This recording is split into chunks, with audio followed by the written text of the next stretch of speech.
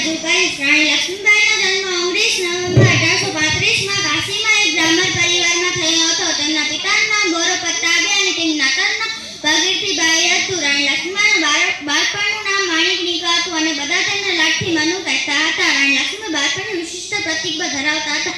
તેનાથી તેમના પિતાએ તેમને શરૂઆતથી જ ઓળખી લીધા હતા અને તે સમયમાં જ્યારે લોકો પોતાની દીકરીઓના શિક્ષણને વધારે મહત્વ આપતા ન હતા ત્યારે તેમણે રાણી લક્ષ્મીબાઈને ઘરે શિક્ષણ અપાવ્યું. તેની સાથે જ તેમણે એક વીર યોદ્ધાની જેમ નિશાનેબાજી, ઘેરાબંધી, યુદ્ધ શિક્ષણ, સૈન્ય શિક્ષણ, ઘોડાસવારી, ત્રિજનિક, આત્મરક્ષા વગેરે નિષ્ણાત તાલીમ અપાવી.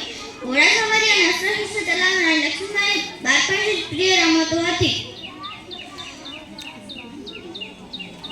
ખૂબ જ નાની ઉંમરમાં રાણી લક્ષ્મીબાઈ શસ્ત્ર વિદ્યામાં પારંગત થઈ ગયા હતા. ત્યાર પછી એક સાહસી યોદ્ધાની જેમ તેઓ એક વીર રાણી બન્યા અને લોકોની આગળ પોતાની વીરતાની શ્રેષ્ઠતા બતાવી.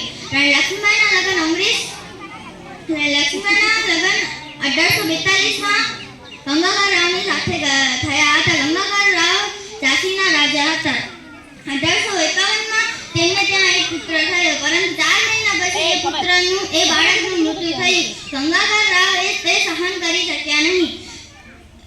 લાંબી અસ્વસ્થતા પછી તેમનું 21 નવેમ્બર 1853માં તેમનું મૃત્યુ થયું.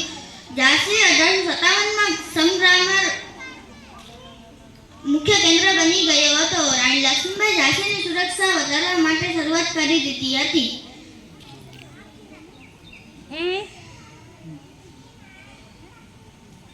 અને એ સ્વયંસેવક સેનાનો ઘટકની શરૂઆત પણ કરી હતી.